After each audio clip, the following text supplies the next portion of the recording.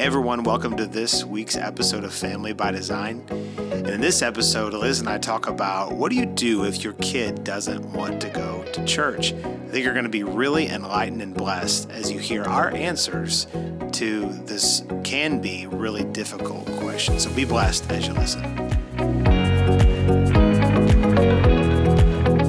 This is a great question that I have for you because it's a real reality for a lot of families just navigating growth. You know, our children go through different seasons. There's a season when you can make them do things, and then as they're growing and maturing, then it's, you know, a little bit tougher to navigate forcing them to do something. So the question is you have a teenager and they don't want to go to church with you.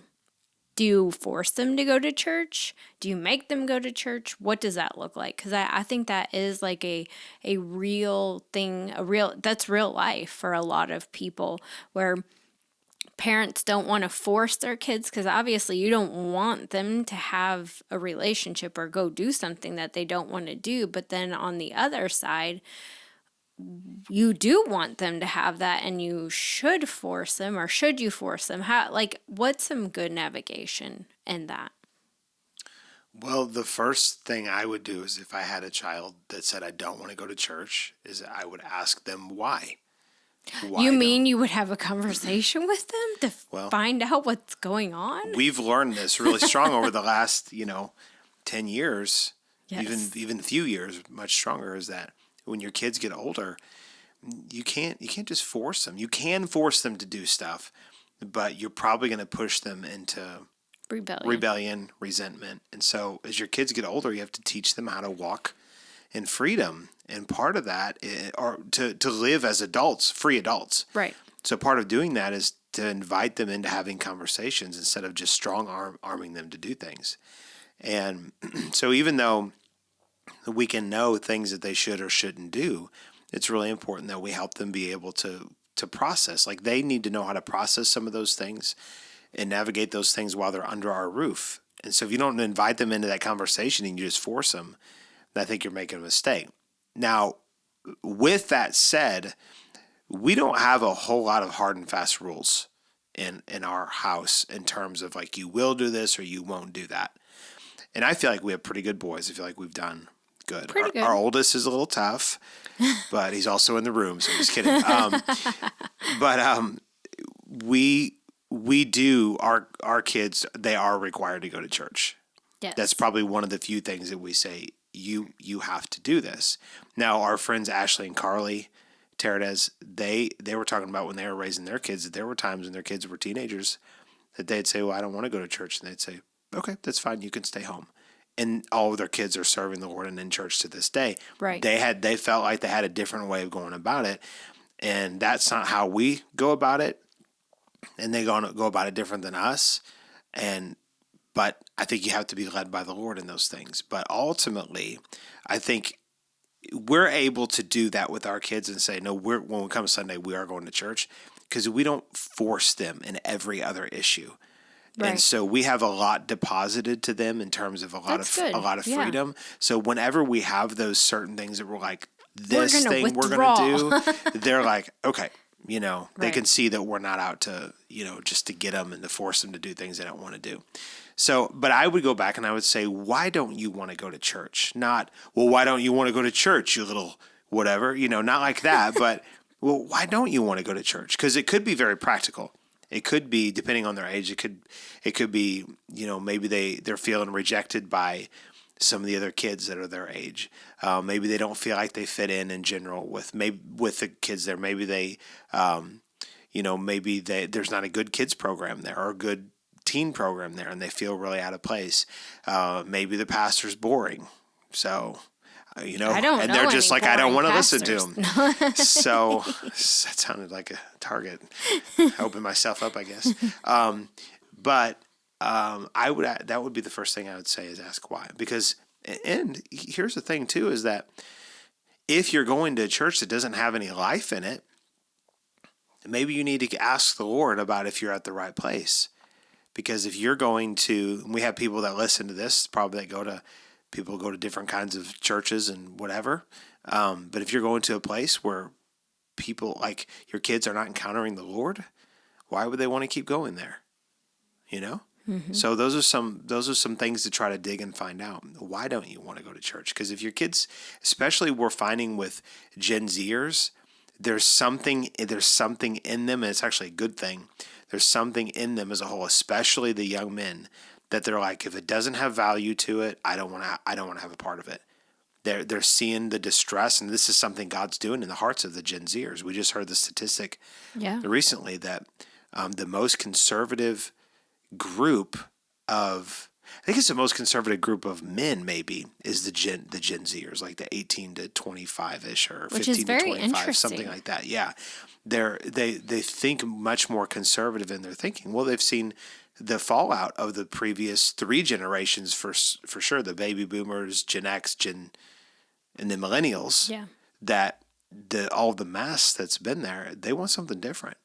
And so anyways, it's important to ask, why don't you want to go? Because maybe they're not really getting anything out of it, and they're like, I don't want to be somewhere where I'm not gaining or growing.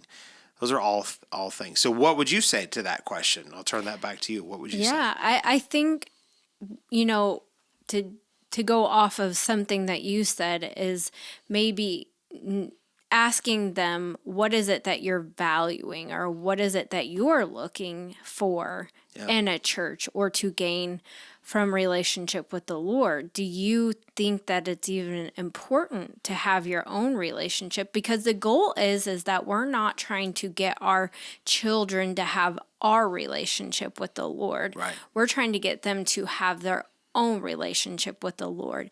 And so actually, I think it's great to start teaching them how to have their own relationship with the Lord at a very young age. But if they're not seeing you put a value and an emphasis on relationship with the Lord outside of a church, then why would they want to go keep up with the Joneses, so to speak, or just do something out of religious... Or the Wards or the Webbs or anything. Right. Or the Wells. Yeah, out of religious obligation to just perform some duty so that they can check a box, so that they can feel good about their life. That's tight, but it's right.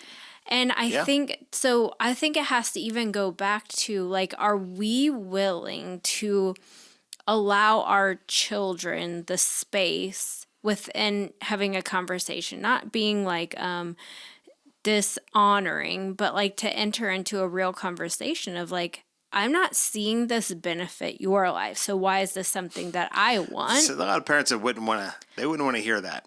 But they need to hear it if it's true. The thing is, it's truth. Yeah. And if they're not seeing your life being transformed in this place, then why do they want to go do the same thing? Right. It doesn't make sense. And it is then a religious duty or a religious obligation. I think they're hungry for wanting to see something that's going to add value to them, because that's the thing, as we're growing and learning and doing and becoming our own people, we don't want to just do things to do things. We want to do things because we value them. So is there a sense of community? Like, is that where their friendships are? Is it possible that you're going somewhere else and they're going maybe... I think it's important that you go together as a family unit, but if they're not getting something, but they're willing to try to go somewhere else because they see life coming from there, like, are you willing to transition with them? Like, are you willing to help them in their journey with the Lord and them discovering relationships so that they can go forward? With what you're saying, I agree with that. With what you're saying, I think it's important to consider that having friends at church is not the highest priority. No. Because when we started our church, the church we pastor, like, our kids didn't have any friends, and they didn't really for a little bit. Right. Well, that's not true. I guess they had some when we first started, but they didn't have a lot of friends. I'll say it that way. But that's not the highest priority when it comes when it comes to church. So if you, especially if you have a teenager, they could be like, oh, well, my friends go over to this other place, maybe you can find a way to compromise where they go to that youth group or something with their friends. But, I've seen people switch churches and go from a life-giving church that doesn't necessarily have, maybe a strong youth group or a strong kids program, which would be good if they did, but maybe they didn't. And they would transition into bringing their kids over to another place that has a good social construct, but a terrible biblical one. Right. And I don't think that's a trade that you should make. I think No. you should probably stay where you're planted and find other ways for your kids to socialize in a good, godly manner in other ways. So I think, but if you're at a church, this is Kent's opinion, but if you're at a church that's not life-giving and that doesn't have, especially if it doesn't have anything to offer there socially, then it's probably a good thing to think about. Maybe I ought to consider going somewhere different.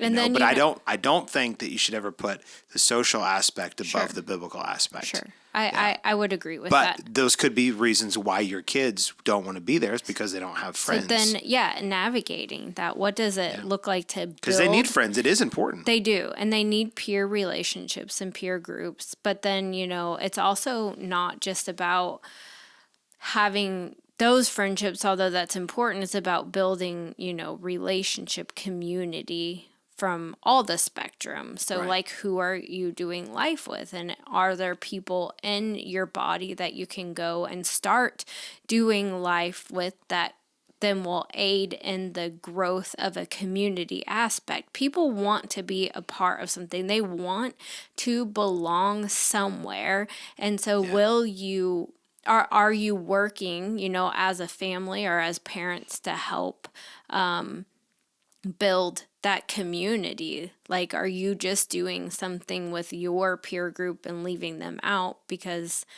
you're needing to be fed and you're needing to grow and they're just doing what it is that they're doing, but you're not helping that process. And so I think it's so vital too that we look and that we're bringing, it's fine to segregate, but that we're doing things as a family, as a community, and we're growing together. And even like asking them, like, what does community look like to you? What, are you serving? So this is the way that we approach things. So going back to the original question, and then I'm going to jump right back into what you're saying, is that the original question is, what if your kid doesn't want to go to church, or however you phrased it? And then what you do, you're really good at this, but we do together, is that we'll ask questions. Ask a ton of questions, because when instead of taking your kid and saying, well, you will do this, and this is what you need to do. And now when they're little, you have to do that. You can't ask your 2-year-old, why don't you want to go to church? Because so-and-so pulled my hair. Because I'm hungry or whatever. And they'll come up with anything. But we're talking about when the kids get older. Yes. 10, 11, 12, especially in the teenage years. Yeah. To sit and ask them questions. And when you do that enough, not to prod, but like, hey, let me to seek to understand. Lean into them, right? Yeah. And say, I want to understand your position on this. And even if they're wrong, if they know that you care and you ask questions in the right way, you'll pull what's really in them out. They'll pull it. They'll say it out of their with their own. And then when it comes out, like, I just don't feel like anybody likes me at youth group, or whatever the situation would be. Then you go, okay, I see where you're at. Let's work to address that situation.